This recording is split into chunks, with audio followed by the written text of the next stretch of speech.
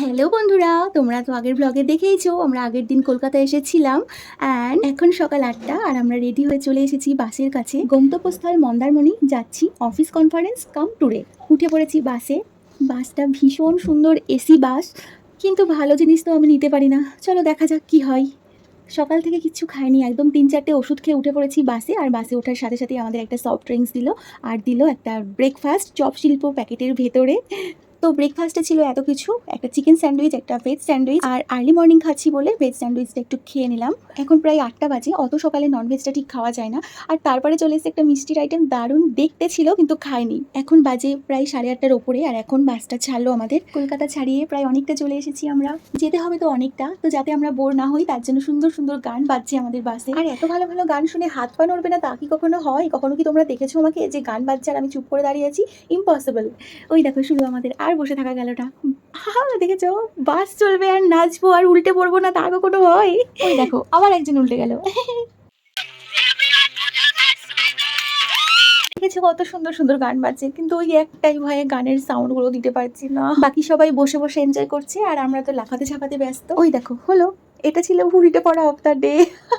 প্রতিদিনের কর্মজীবন থেকে বেরিয়ে এই এক একটা মুহূর্ত যেন আমাদের কাছে প্রাণ ভরে নিঃশ্বাস নেওয়ার মতো। তাই একটা মুহূর্ত নষ্ট না করে আমরা ভীষণ আনন্দ করতে করতে পৌঁছে গেলাম কোলাঘাটে। যেহেতু অনেকটা দূরত্ব, তাই কোলাঘাটে নেমে আমাদের একটু চা জল খাইয়ে নিলেন, আর একটু ফ্রেশ হয়ে আমরা আবার বাসে উঠে পড়লাম। ব্যাস, এবার আমার বুদ্ধি শেষ। এতক্ষণ দিব্যি ছিলাম, এবার আমার পাচ্ছে বমি, কিন্তু কাউকে বুঝতে দিলে চলবে না। মুখটা দেখো, দেখে মনে হচ্ছে কিছুই হয়নি আমার, আই এম ওকে। এই করতে করতে মন্দারমণি ঢোকার ঠিক আধ ঘন্টা আগে ব্যাস দিলাম উল্টে। তারপর কোনো রকমের নামলাম বাস থেকে। এই দুটো বাসই আমাদের ছিল, আর বাস থেকে নেমে সোজা পৌঁছে গেলাম রিসর্টে। এখন বাজে প্রায় 1টার উপরে, আর যেহেতু আমরা অনেক সকালে বেরিয়েছি সেই জন্য আমাদের রিসর্টে এসে আগেই নিয়ে গেল লাঞ্চ করাতে। আমার তো মারাত্মক খিদে পেয়ে গিয়েছিল, কারণ আমি বমি করেছি, একদম পেট পুরো হালকা হয়ে গেছিলো। তো গিয়েই চটজলদি একদম পেট ভরে খেয়ে নিলাম। খাওয়া দাওয়া কমপ্লিট করে এবার আমি রুমে যাচ্ছি। এতক্ষণ বাস জার্নি করে আমি ভীষণ ক্লান্ত, এবার মনে হচ্ছে কতক্ষণে আমি রুমে গিয়ে আমি একটু শোবো, কিন্তু তার তো উপায় নেই। এত সুন্দর রুম, এত সুন্দর ওয়াশরুম দেখে আমার তো মনে হলো শোয়াশে পরে হবেক্ষণ আগে একটু ভিডিও করি। সব থেকে বড় কথা, দেখতে পাচ্ছ একটা করে পাশ বালিশও আছে, আর কি চাই? রুমের সাথে একটা সুন্দর ব্যালকনি আছে, দুটো চেয়ার আছে, একটা সেন্টার টেবিল আছে, আর রয়েছে সুন্দর প্রাকৃতিক দৃশ্য। ওয়াও, জাস্ট অসম। আর রুমে আছে একটা মিনি ফ্রিজ, তাতে একদম কোল্ড ড্রিঙ্কস ভর্তি। আর বাথরুমে রয়েছে ফুল বাথরুম সেট, তাতে শ্যাম্পু, কন্ডিশনার, ফেস ওয়াশ থেকে শুরু করে চিরুনি, ব্রাশ, ইচ অ্যান্ড এভরিথিং। ও হ্যাঁ, তোমাদের তো রিসর্টের নামটাই বলা হয়নি। আমাদের এই রিসর্টের নাম হচ্ছে স্বর্ণভূমি বিচ রিসর্ট। তো আমার রেস্ট টেস্ট নেওয়া হলো না, এইসব ভিডিও তুলতে তুলতে নিচ থেকে কল আসলো যে আমাদের নিচে আসতে হবে, কারণ আমাদের নিচে একটা প্লে চলছে এবং সেখানে প্রত্যেককে পার্টিসিপেট করতে হবে। গেমটা ছিল এত মজার, কি বলবো, আর বলে বোঝাতে পারবো না। এবং ইচ অ্যান্ড এভরি গেমে আমাদের ভীষণ মজার ছিল। আমাদের রেসপেক্টেড স্যাররা এত সুন্দর করে ট্রিপটা সাজিয়েছিলেন যে ঠিক যাওয়ার আগে আমি ভাবতেও পারিনি। এত এনজয় করেছি, মানে পুরো বাচ্চা হয়ে গিয়েছিলাম। আমরা যে একটা কোম্পানির এমপ্লয়ি, সেটা আমরা দুদিনের জন্য পুরোপুরি ভুলেই গিয়েছিলাম। তো নিজেদের একদম ছোটবেলাকে ফিরে পেয়েছিলাম ওই দুদিনের জন্য। তো এবার একটু রিসর্টটা ঘুরিয়ে দেখাই। সুন্দর একটা সুইমিং পুল আছে, যেটাতে আমরা ঝাঁপিয়ে পড়বো আগামীকাল সকালে। আর এখন যাচ্ছি একটু সমুদ্রের দিকে। সমুদ্রের ধারে এসেছি, আর সমুদ্র ছোবো না তা কি হয়? তো দৌড়ে দৌড়ে চলে গেলাম সমুদ্রের কাছে। তবে বেশিক্ষণ থাকা যাবে না, কারণ আমাদের আবার মিটিং আছে। তো সন্ধ্যে 6টায় আমাদের আবার কনফারেন্স রুমে যেতে হবে অন টাইমে।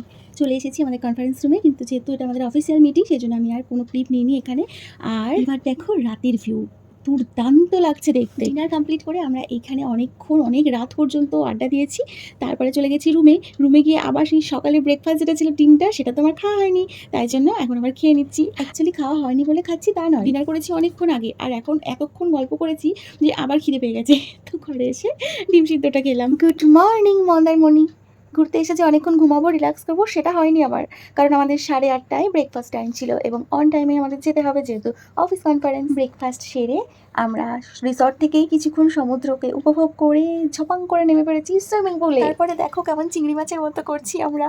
এই প্রথম সমুদ্রে গিয়ে সমুদ্রে স্নান না করে গোটা দিনটাই কাটিয়ে দিলাম সুইমিং পুলে। তারপর পুল থেকে উঠে ফ্রেশ হয়ে লাঞ্চ করে একটু রেস্ট নিয়ে বিকালে আমাদের আবার একটা মিটিং ছিল, সেটা অ্যাটেন্ড করে ইভিনিং স্ন্যাক্স খেয়ে আবার আমাদের প্রচুর গেম ছিল, মজার মজার। সবকটা গেম আমি ক্যাপচার করতে পারিনি, তবে এটা আমি অবশ্যই করেছি, কারণ এটাতে আমি ফার্স্ট হয়েছিলাম।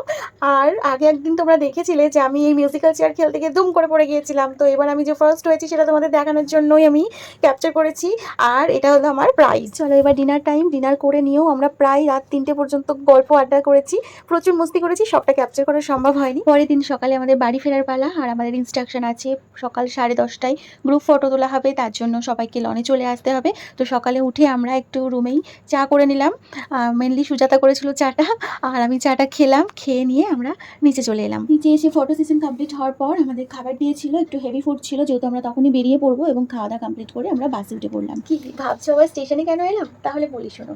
যাওয়ার সময় এমন বমি করেছে আর এত শরীর খারাপ করেছে, শুধু আমার নয় সুজাতারও সেম হয়েছিল, শুধু ও বমিটা করেনি। তাই আমরা ডিসাইড করেছিলাম ফেরার সময় যেখানে স্টেশন পাবো সেখানেই নেমে পড়বো, আর তারপর ট্রেনে করে বাড়ি ফিরবো। তো নিয়ারেস্ট স্টেশন আমরা পেয়েছিলাম মেচেদা স্টেশন, সেখানেই নেমেই আমরা ট্রেনে করে হাওড়াতে এলাম। এবার দেখো ট্রেনে মারাত্মক ভিড়, ওই রকম সুন্দর একটা সুখের বাস ছেড়ে আমরা এই ঠেলাঠেলি গ্যাদারিং ট্রেনের মধ্যে উঠে বসে পড়লাম। হাওড়াতে নেমে দৌড়ে দৌড়ে 5:05 হাওড়া কাটোয়া লোকাল ট্রেনটা ধরলাম।